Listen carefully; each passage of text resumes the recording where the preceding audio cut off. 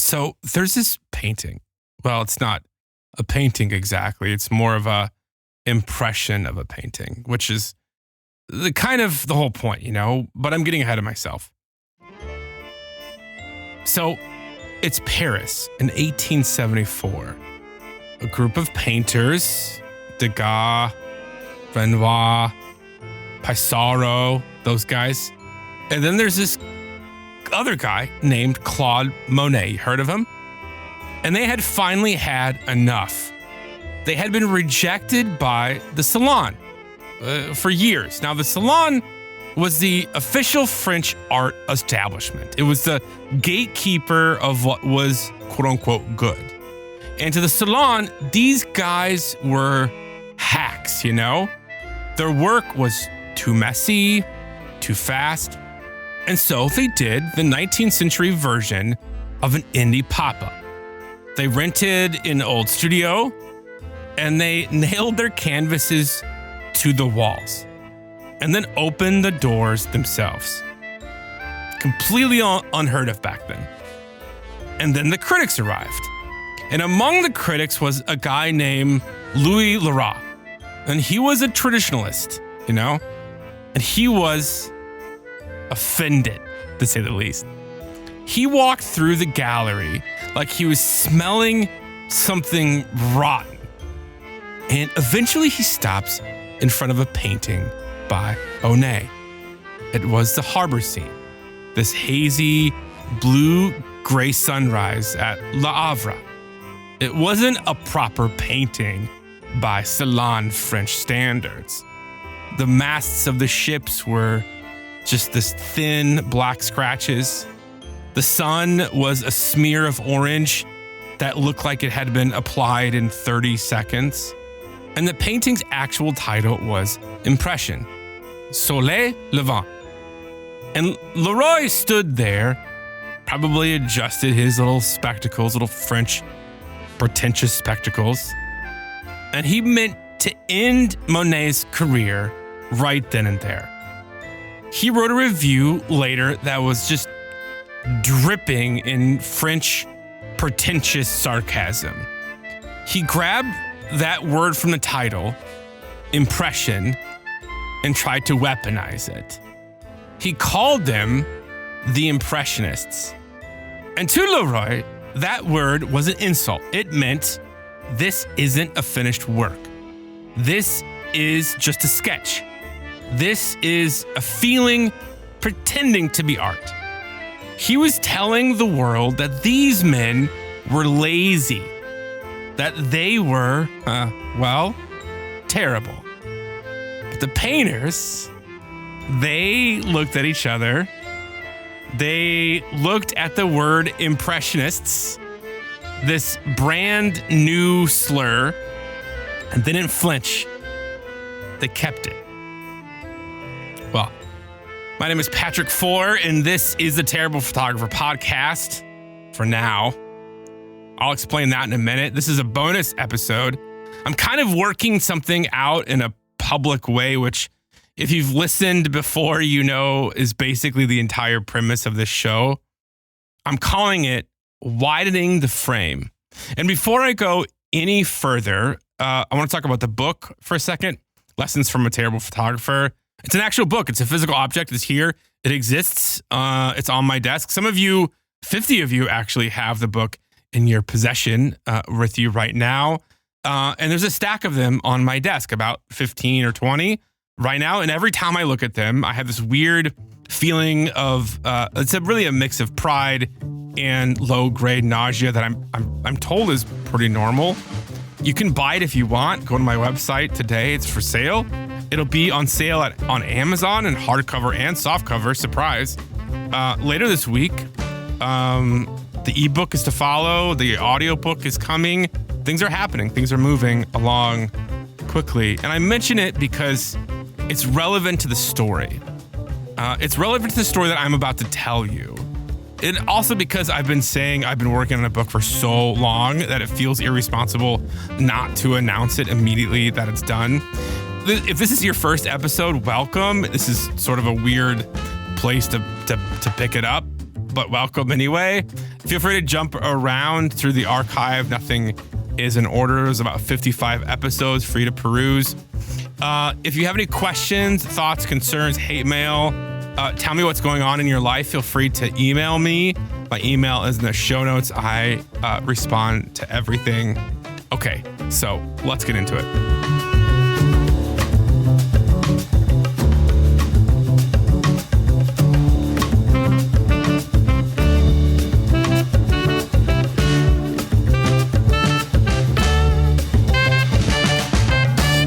Okay, so I'm going to be real for a second. This podcast, surprise, started out as a way to sell said book. That's it. That's the real version. Surprise, marketing 2026. I know that sounds mercenary or at least unpoetic, and I've told a better version of the story before, but this one is the honest version. I was writing a book, and somewhere along the way, I found out that publishers want you to already have an audience before they will even look at you, which is kind of like a restaurant telling you they only serve people who've already eaten there before. It's kind of weird. So naturally, I started a podcast, and then this really strange thing happened, which is that the podcast became its own thing entirely, and then sort of ate the book. And then I finished the book anyway. And now here we are, launching the book and then changing the name of the show in the same breath, which even I will admit is not ideal sequencing. Listen, I'm not good at this, guys. But here's what I want to say about that. And I want to say it because I think some of you will recognize yourself in it. I don't do things backwards. I don't do things correctly. I tend to do things sideways. And that sounds like something you would cross-stitch a pillow, but I really mean it practically. Because backwards means that you lost where you were, you know.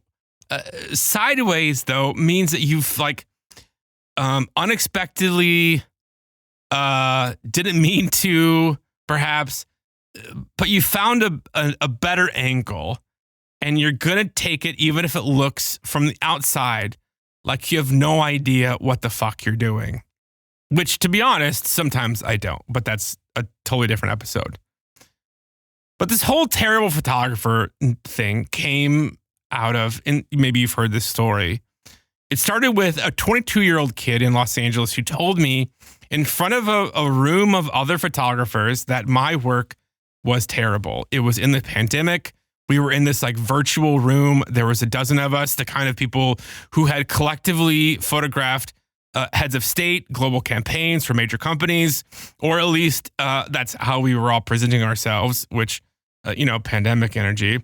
And I made the mistake of mentioning a guy named Jeff Lipsky, who is an example of a photographer whose work covers a wide range of subjects, but still has a consistent visual identity. Jeff Lipsky is an amazing photographer. I really look up to him, consider him a distant mentor. He's an entertainment photographer in Los Angeles, has shot, the Golden Globes. He's shot a bunch of famous people. He's had his work seen all over. Really good guy, really good photographer. And I wasn't saying I was Jeff Lipsky. I wasn't comparing my work to Jeff Lipsky. I was just making a point about portfolios and consistency and having a visual DNA. But that kid completely missed my point and or did not care about my point. All I heard was me comparing myself to Jeff Lipsky. And he said this. He goes, the fact that you would compare your terrible work to Jeff Lipsky is a fucking joke. Well, he didn't say fucking. I just added that in. But the room did the thing where everyone just goes quiet and you can somehow hear people trying to decide whether to laugh or figure out what to say. And me, in my social, neurodivergent awkwardness, just started laughing. And it wasn't this gracious laugh. It wasn't a quiet laugh. It was sort of a kind of an outrageous laugh, the kind that comes when you find something so absurd your body doesn't know what else to do with it. But here's the thing that I couldn't shake afterwards. And remember, this is a long time ago. This is like 2020. And I've thought about this more times than I should really admit. This kid from Los Angeles, this 22-year-old kid, he wasn't entirely wrong. But it wasn't about Jeff Lipsky, but about me in that moment. It was at this time I was working for a corporate photography job, full-time W-2 job. I had benefits, 401k, health insurance, that small thing. I had the whole package. But I was shooting the same products every single week, basically the same setups under the same brand guidelines. And I had gotten, truthfully, very good at making work that looked like whose ever work I had been handed as a reference. My fingerprints were on the work, but there was none of my DNA. And so I did the petty thing, which turned out to be accidentally the right thing. I started this virtual group on this app called Clubhouse, and I called it Terrible Photographers. And it started out as a joke. It was a middle finger to the photography elitism, the gatekeeping. I hated that shit, to be honest. But it became something else entirely. It actually became this, which is now becoming something else again. The show found people slowly, the way things find people when they're not trying to go viral. I had no intention to go viral. Seriously, if I was trying to go viral, I would not make a show like this. But I made a show that went sideways through the forwarded links, through someone texting an episode to a friend at 2 a.m. with no message attached. Photographers, mostly, I'm going to be honest, people who recognize the specific texture of the thing that I was describing, the gap between the work you see in your head and the work that comes out on the other side. The successful shoot that leaves you feeling like a deflated version of yourself for reasons you can't quite articulate to your partner. And then some other messages found me. A copywriter in Portland, a therapist in London, a graphic designer in Edinburgh, a musician in Tampa, Florida. No camera, not interested in getting one. A high school teacher in Ohio that had been 3 weeks from quitting and didn't. There was a musician in São Paulo who never in his life had taken a photograph and had listened to every episode. And for a while, I just, kept saying the themes are universal. I tried to adapt every episode for all of these different sort of profiles of people. But I kept the name. I was too afraid of losing what I had, of changing the equation. So I just stayed safe and I kept the name.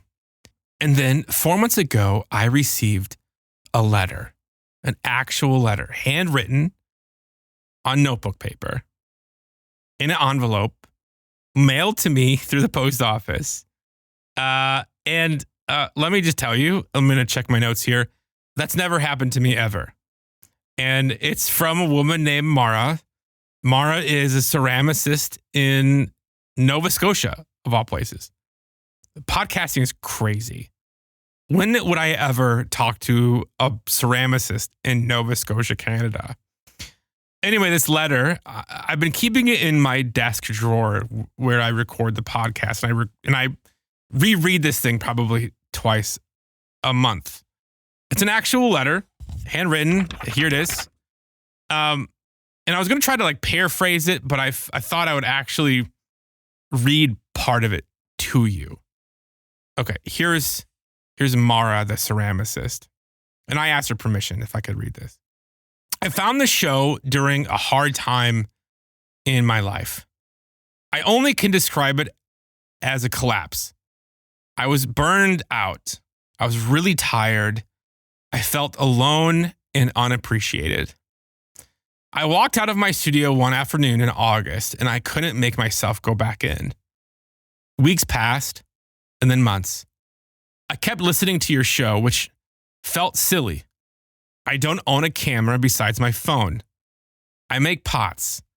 I sell them at local garden shops. But I kept listening anyway because it sounded like someone describing something that I have a hard time putting into words. I don't know why, but your podcast made me feel seen. She went on a bit more, saying very kind things, but the line that has stayed with me and has shaped every episode from then on was that last line, right there. I don't know why, but your podcast made me feel seen. And to be honest, I didn't know what to do with that. I still don't, frankly. I did write back. We've emailed a few times. She's back in the studio. I don't want to make it more than it is, but I kept thinking about that last sentence. And truthfully, listen, this is a photography podcast. She isn't wrong. The stories I tell are largely from the photography world. This is my life right now. You know, the clients, the sets, the equipment, the particular insanity of caring so much about light that most people find it boring or at least a little weird. But the thing underneath those stories, the actual subject, every time without exception, was the fear of being seen. The question of whether what you make is worth the cost of making it. The survival of some stubborn, inconvenient part of yourself that refuses just to produce content and call it a life. Mara felt that. She makes pots. But the fear here is identical. Speaking of cameras, let me tell you something about camera lenses, and I'll make it real quick, I promise. The tighter the focal length, the more you isolate, you know? The world outside of the frame disappears. And that's useful. And it's also a choice. You are actively deciding who gets in and who doesn't.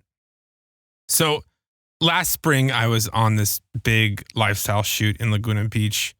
Good job, good budget, solid creative fee. And we finished a little early, but I knew that the interstate heading back down to San Diego was going to be a nightmare. So I decided to wait out the traffic. I grabbed my camera and my 50 millimeter lens, and I decided to walk down to the ocean along the cliffs. And the light, let me just tell you, I cannot describe Southern California light just before sunset, where the land meets the ocean. It's just amazing. And then I saw this surfer trekking across the rocks, headed for the wooden stairs, so he could probably, I assume, go home. He looked exhausted, just hauling his board, completely oblivious to me, taking shots above him. And I just took a few frames. And look, you know, I've spent weeks of my life doing research, planning shoots, and overthinking every pixel. But this image just seemingly found me, right? It had nothing to do with the client. No photo editor would ever run it, probably. It's just an image that has been dismissed by the people who get paid to decide what's good. But for me, this image was a reminder, because in that moment, it wasn't about the paycheck or the establishment. It was just reclaiming agency, you know, after a long day of shooting for other people, shooting for a brand, shooting for a product that I could never use or never really afford. It was a way of taking that power back, you know? It was about manifesting something that wasn't there yesterday simply because I thought it should exist. And that, ironically, is the only real antidote to collapse. That collapse that Mara was describing. I told Mara about that shot, and she told me that for the first time in years that she's back in her studio making things. She's making things that the galleries aren't asking for. She's firing pieces that she hasn't thought about or made since college. And she's found the joy again. Not because she has gotten better or more efficient or more professional at making pots, but because she has widened her own frame. For me, yes, that lens was too small. That's what I kept coming back to when I thought about this podcast. It wasn't wrong. It wasn't broken. It was just too small for what the show had actually turned into. Because the struggle that we keep circling every episode after episode, through all the bad client stories and the recoveries and the long unresolved middle of a career where nothing ever really fully resolves. It was never really about the cameras. It was about the fear of being seen, the weight of expectation, what it costs to keep making things that mean something in a world that's getting very good at simulating meaning without the cost. That belongs to everyone making things now, not just photographers. So, the name is changing. Yes, the name is changing. The Terrible Photographer Podcast is now becoming the Terrible Creative Podcast. That's it. Everything else stays. It's the same voice. It's the same I don't have the answer posture, which I want to be honest about this. It's not a posture. Seriously, I generally don't have the answers. Some people accuse me of it being like a shtick, or whatever, like an angle. Like, Patrick, that's a good angle, right? You have the anti-guru shtick, but that's not it. It's honestly, I don't know what the fuck I'm doing half the time, but I'm still in it. I'm still doing it. I'm still trying to figure it out. And truthfully, here's what I think. Anyone who tells you that they've come out of the other side of creative doubt, that they've stopped being terrible, that they have arrived, they are the experts.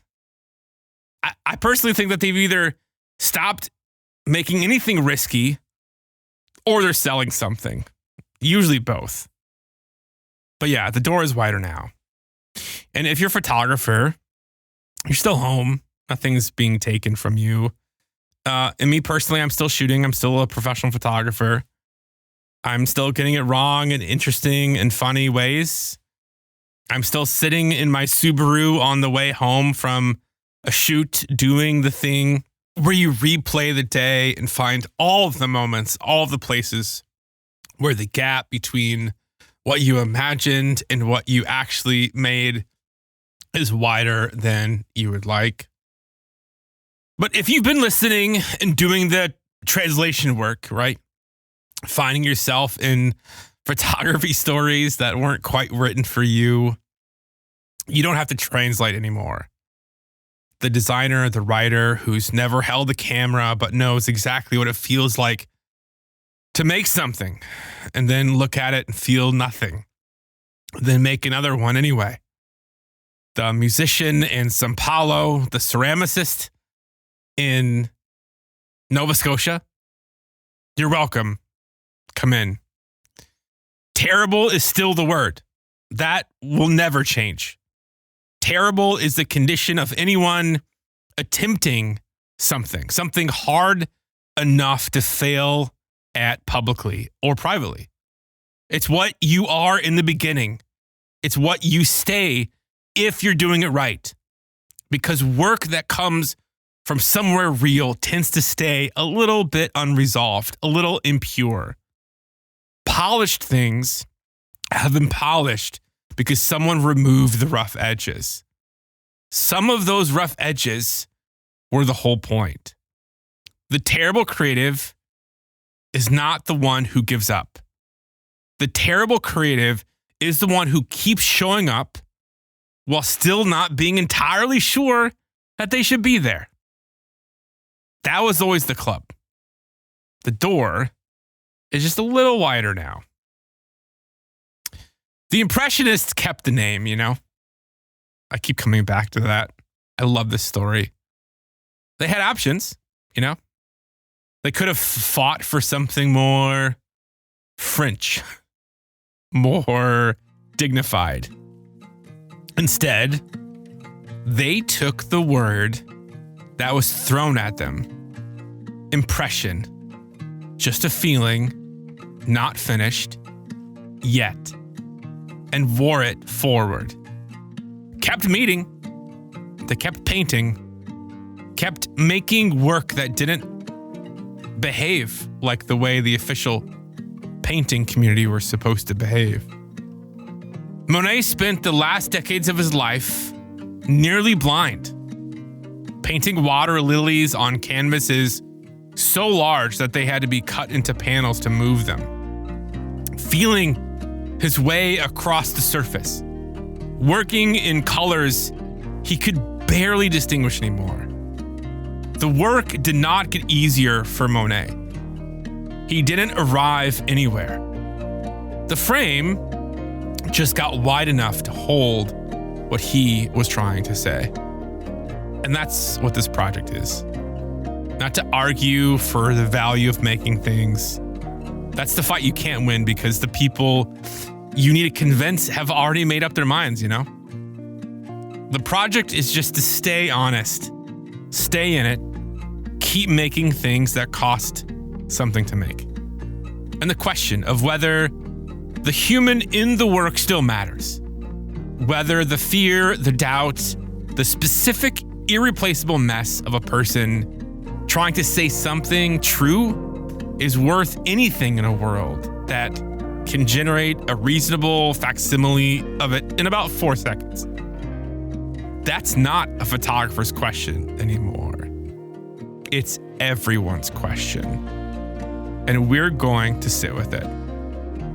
So, whether you make photographs or pots or sentences or songs or code or podcasts or lesson plans or something that I haven't thought of yet, you've been doing something that isn't automated yet. Regardless of what the demos want you to believe, you've been deciding what matters, carrying the weight of that in your body. In the 40 minutes you've spent on something that no one else will ever see because you just needed to make it. The frame that you've been working on inside probably doesn't fit anymore. That's not the problem, you know? That's just the show. So, as always, stay curious, stay courageous, and yeah, stay terrible.